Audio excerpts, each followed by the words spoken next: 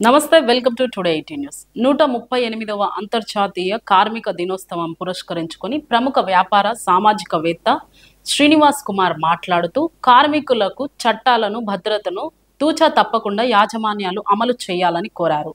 కార్మికులకు బీమా సౌకర్యం కల్పించాలని, ప్రతి సంవత్సరం యాజమాన్యం లాభాలలో కార్మికులకు బోనస్ ప్రకటించాలని, అలాగే కార్మికులకు భద్రతా సౌకర్యాల విషయంలో ఎలాంటి అలసత్వం చేయరాదని యాజమాన్యానికి సూచించారు.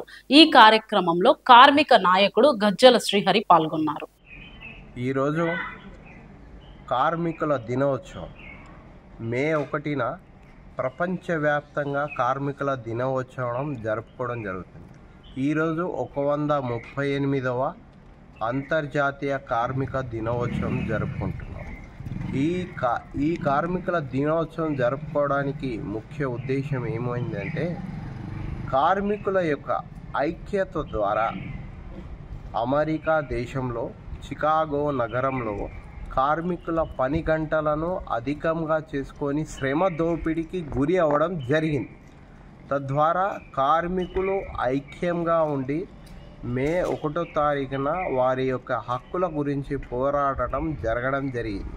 తద్వారా వారిపై కంపెనీ యజమానులు దోపిడీకి వారిపై కాల్పులు జరపడం వలన మరణించడం జరిగింది. తద్వారా వారి కాల్పులలో చనిపోయిన 8 మంది సభ్యులను వారి దగ్గర ఉన్నటువంటి తెల్లగుడ్డను రక్తపు మడుగులో ముంచడం ద్వారా ఎరుపు రంగుగా మారడంతో దాని కార్మికులకు సంకేతంగా ఎరుపు చిహ్నంగా కార్మికుల ఐక్యత కోసం కార్మికుల దినోత్సవాన్ని ప్రపంచవ్యాప్తంగా మే 1వ తారీఖు రోజు జరుపుకోవడం ఆనవాయితీగా జరుగుతుంది. తద్వారా కార్మికుల చట్టాలను, కార్మికుల పని గంటలను, కార్మికులకు కొన్ని రకాల సౌకర్యాలను కల్పించడం కోసం అంతర్జాతీయంగా కొన్ని చట్టాలు చేయడం జరిగింది. ఏ కంపెనీలో అయినా 8 గంటల కంటే ఎక్కువ పని గంటలను చేయడం కార్మికుల చట్టాలకు వ్యతిరేకం. ఆ చట్టాలను నేటికి కొన్ని ప్రాంతాలలో, కొన్ని కంపెనీలలో అమలు చేయడం జరగట్లేదు. కనీస వేతనాలు 26,000 రూపాయల పైచిలకు ఇవ్వాలని చట్టాలు ఉన్నా కొన్ని కంపెనీలు, కొన్ని కార్మిక సంఘాల ఐక్యంగా లేకపోవడం వల్ల దాని అమలు నిర్వీర్యమవుతుంది. కనుక ప్రభుత్వము కార్మికుల పక్షాన ఉండి కార్మికుల చట్టాలను, కార్మికులకు ఉన్నటువంటి సౌకర్యాలన్నింటినీ తూచా తప్పకుండా అమలయ్యే విధంగా, శ్రమ దోపిడీ జరగకుండా కార్మికుల పక్షాన ఉండి వారికి కార్మిక చట్టాలను అందుబాటులో ఉంచి వాళ్ళ కుటుంబానికి కూడా చట్టాలను వర్తింపజేసి కార్మికుల యొక్క కుటుంబాలకు రక్షణగా ప్రభుత్వ యంత్రాంగము నిలబడాలని మేము మీ ద్వారా కోరుకుంటున్నాను. మరొక ముఖ్య విషయం ఏమంటే, కార్మికుల యొక్క పని వల్లనే కార్మికుల యొక్క చట్టాలు నిర్ణయించడం జరిగింది. ఆ చట్టాల పరిధిలో కార్మికుడే కాకుండా కార్మికుని యొక్క కుటుంబ సభ్యులు, అతనిపై ఆధారపడి నివసిస్తున్న కుటుంబ సభ్యులందరినీ కూడా చేర్చడం జరుగుతుంది.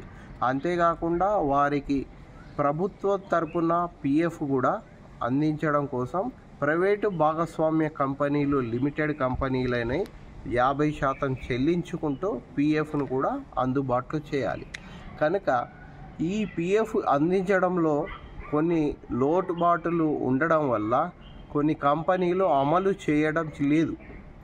కానీ PF వచ్చే విధంగా, ప్రావిడెంట్ ఫండ్ వచ్చే విధంగా ప్రతి ఒక్క కంపెనీ సరి అయిన విధంగా అమలు పరిచే విధంగా కార్మిక చట్టాలను తూచా తప్పకుండా కంపెనీలు పాల్గొని వారి చట్టాలను అమలు చేసే విధంగా కార్మిక చట్టాలను ఎప్పటికప్పుడు మారుస్తూ వారి కార్మికులకు అనుకూలంగా మార్చి కార్మికులను, కార్మికుల కుటుంబాలను రక్షించాల్సినటువంటి బాధ్యత ప్రభుత్వ యంత్రాంగాలది.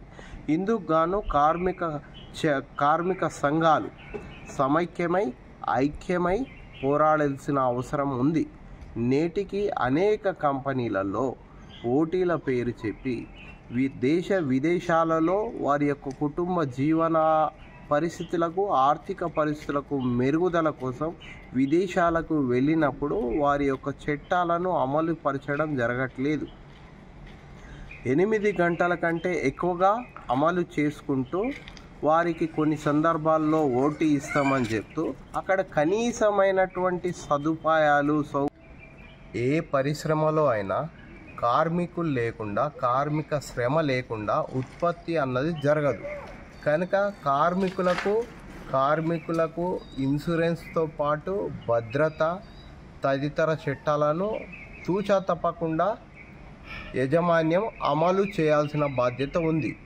అంతేకాకుండా కార్మికుల శ్రమతో వచ్చినటువంటి లాభంలో ప్రతి సంవత్సరము యాజమాన్యం బోనస్ రూపంలో కార్మికులకు ప్రకటించాల్సిన అవసరం ఎంతైనా ఉంది. కనుక ఆ బోనస్ను ప్రకటించడంలో ఎలాంటి జాప్యము చేయరాదు. నా పేరు శ్రీనివాస్ కుమార్, ప్రముఖ వ్యాపారి, సామాజిక